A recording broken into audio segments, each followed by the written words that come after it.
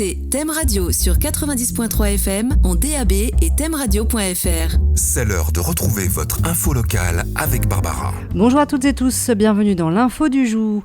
Eh bien aujourd'hui nous accueillons Stéphane Roger des Bordes-Aumont qui publie son premier livre Au seuil de soi, un recueil de 24 nouvelles fantastiques. Bonjour Stéphane. Bonjour. Alors, comment vous êtes venu à l'écriture ? Je crois que vous êtes passionné à la base de littérature fantastique et horrifique. Voilà, c'est ça. En fait, je lis beaucoup depuis tout jeune, d'abord des BD, et puis ensuite je suis passé à de la lecture un peu plus adulte. Et j'ai été passionné par des auteurs comme Lovecraft ou Stephen King, par exemple.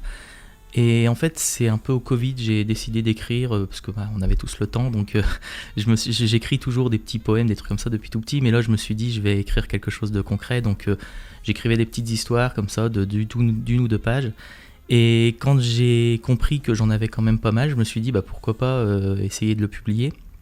Donc je suis passé par l'auto-édition d'Amazon qui propose ce service-là, et voilà, du coup j'en ai fait 24 pour faire un recueil complet. J'en ai sélectionné plutôt 24 et voilà, ça donne ça. C'est plus facile justement d'être en auto-édition que vous n'avez pas essayé de chercher une maison d'édition au départ ? J'ai essayé, mais disons que on envoie des mails, on n'a jamais de réponse. Donc est-ce que nos mails sont lus tout simplement ? Donc je sais pas, j'ai pas vraiment plus fouillé que ça. Quand j'ai vu qu'Amazon proposait ce service, je me suis dit que c'était l'idéal pour moi. Après, dans l'idéal, maintenant, c'est de trouver justement une maison d'édition pour des futurs projets. Là, je suis en train d'écrire un roman, donc je vois ce livre-là, ce recueil-là, un peu comme un CV maintenant que je proposerai à des éditeurs qui veulent bien m'accompagner. Votre inspiration, vous la puisez où ? Déjà dans les séries télé que je regardais quand j'étais petit avec ma mère, comme La 4e dimension, Au-delà du réel, ce genre de choses. Et puis aussi quand j'étais petit aussi les Chairs de poule, tout ce genre de séries-là, des petites séries comme ça, à chaque fois où il y avait un monstre à éliminer.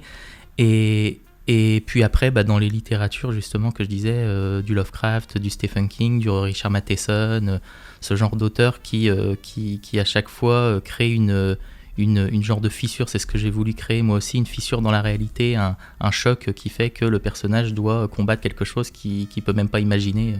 Est-ce qu'on retrouve des personnages différents à chaque fois dans toutes vos nouvelles ? Oui, absolument. Ouais. Chaque nouvelle, c'est un thème différent, un personnage différent. Même, on passe du petit conte philosophique à l'horreur, body horror vraiment concrète. Oui, il y a plusieurs styles. Voilà, il y en a pour tous les goûts. C'est-à-dire que vous pouvez très bien ne pas du tout apprécier le style d'une nouvelle et au contraire adorer celle d'après. J'ai essayé de montrer tout ce que je savais faire, on va dire, de faire un genre de truc très éclectique. Comme ça, il y en a pour tout le monde et si ça plaît, je peux après me focaliser sur quelque chose de plus particulier, on va dire. Vous êtes assez fasciné par le temps, on parle pas mal de temps en fait dans ces nouvelles. On va dire qu'il y a deux thèmes vraiment importants, ça va être l'identité, donc des personnages qui se retrouvent seuls face à une situation, qui peuvent compter que sur eux-mêmes, voire des fois qui se retrouvent à l'intérieur d'eux-mêmes. Et le temps, oui, le temps qui passe, le temps qui est différent, le temps, il y a une petite nouvelle, c'est du voyage dans le temps, il y a une nouvelle, ça va être vraiment le temps qui s'arrête, le temps qui est perçu différemment, ouais, c'est quelque chose d'assez... Ce sont tout est imaginaire, est-ce que vous vous inspirez aussi de votre quotidien, parce que je crois que vous êtes postier ? Oui, je suis facteur absolument à Rosières, ouais. Alors non, disons que c'est imaginaire dans le...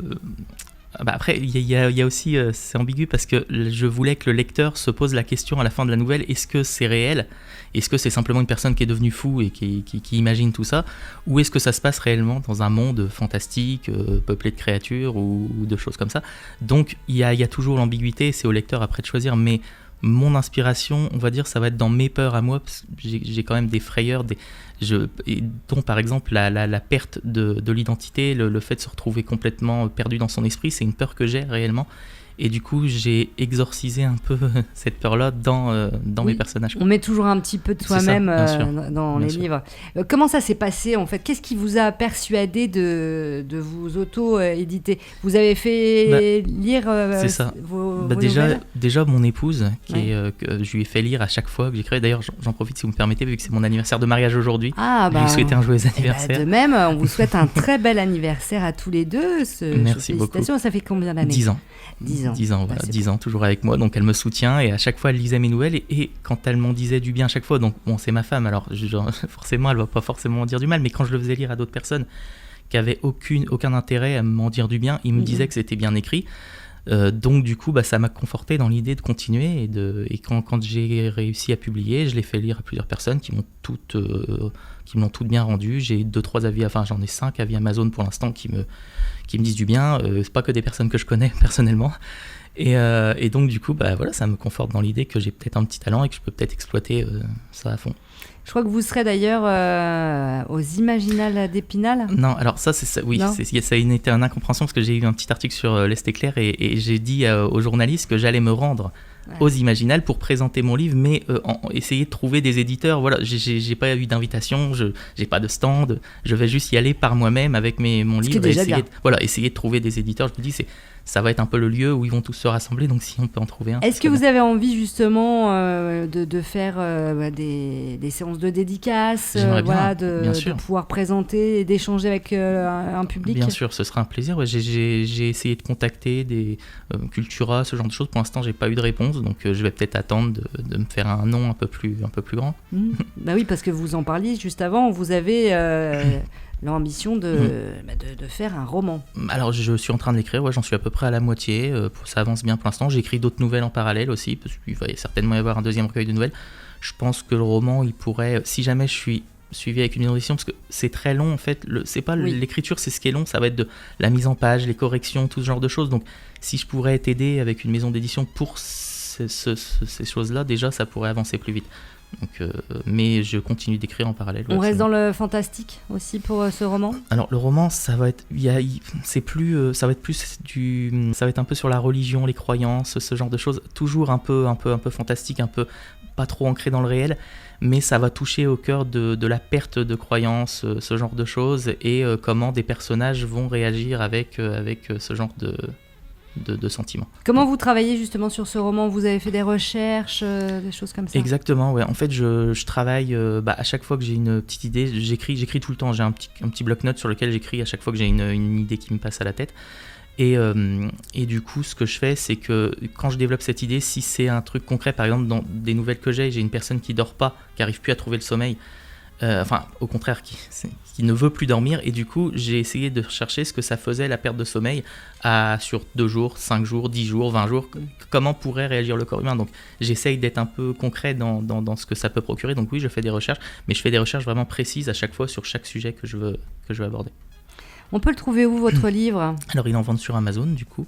J'imagine. Voilà. Et sinon, il est à Troyes pour l'instant en vente au Passeur de Texte, qui a bien voulu m'accompagner, justement, et en prendre quelques exemplaires. Donc, il y a une petite librairie rue Émile Zola, tout en haut de la rue Émile Zola, qui propose mon livre. Pour l'instant, il n'y a c'est le seul point de vente qui est à Troyes. Au bord de Haumont aussi. Oui, exactement. Il y a le bar de ma commune qui m'a fait l'amabilité de me prendre aussi quelques exemplaires qu'il propose sur son comptoir. De manière amicale, voilà, il n'y a pas de... c'est très gentil de leur part, absolument, ouais.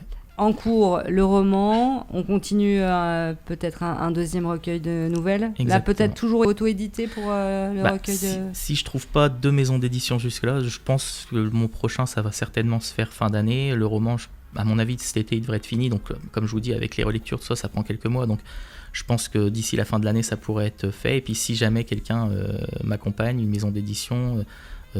du coup ça pourrait être fait plus rapidement. J'ai écrit aussi, déjà fini, mais j'hésite encore à le publier pour l'instant. C'est un recueil d'aphorismes, de citations, donc rien à voir, mais j'écris beaucoup de ce genre de choses. Chaque fois que j'ai une petite idée qui me passe en tête, je l'écris, et c'est souvent un aphorisme, une petite phrase comme ça.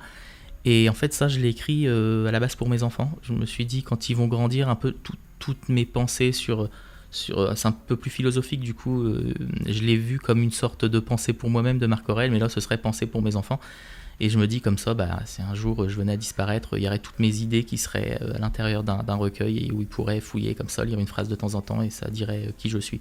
Donc ça, pour l'instant je l'écris, mais vu que c'est quelque chose de personnel, j'hésite encore à le publier vraiment.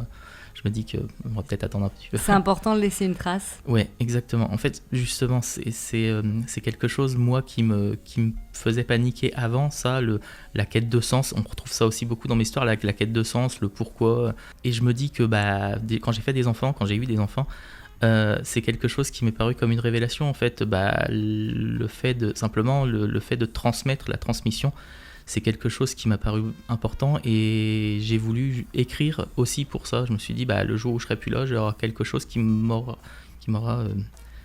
succéder, on va dire, et mes enfants pourront me relire et pourront voir, mon père pensait ça, mon père lisait ça, disait ça. C'est quelque chose que j'ai trouvé assez important. Du coup, vous vous astreignez à écrire tous les jours, comment ça se passe ? J'aimerais bien, mais bon, après, la vie de famille, les enfants, tout ça, c'est pas forcément facile tous les jours.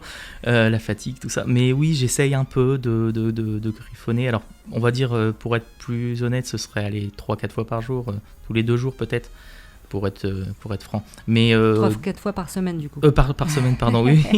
3-4 fois par jour. Non, pas 3-4 fois par jour. Non, 3-4 fois par semaine, pardon. Et du coup, oui, j'écris. Alors, des fois, ça va nulle part. Des fois, j'écris quelque chose, je me rends compte que j'ai plus d'inspiration pour aller là-dedans, et puis ça part à la poubelle. Mais au moins, c'est important, ça fait travailler. C'est un muscle, donc ça fait travailler, et puis ça permet de rester un peu tout le temps dans le thème, quoi. C'est bien. Eh bien, merci beaucoup en tout cas Stéphane. On rappelle Au seuil de soi, 24 nouvelles fantastiques, c'est de Stéphane Roger aux éditions Amazon. Vous pouvez le trouver donc sur Amazon forcément. En vente également au Passeur de texte à Troyes et au Bar de l'Amitié au Bordeaux-Mont.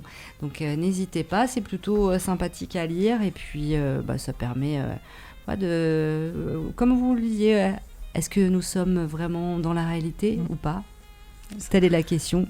Eh bien, à vous de découvrir. Si vous me permettez, je voudrais simplement dire aussi, je vous ai entendu parler tout à l'heure de la Team Coaching 10 qui fait une tombola. Je suis partenaire, du coup, il y a mes livres qui sont en lot dans la fameuse tombola. Donc si ça intéresse des personnes, vous achetez un ticket de tombola, ça coûte moins cher que le livre, du coup 2 €, et vous aurez peut-être l'opportunité de gagner un livre, justement. Eh ben, n'hésitez pas donc de participer à la tombola. Très bien, merci beaucoup Stéphane, très bonne journée. Bonne journée.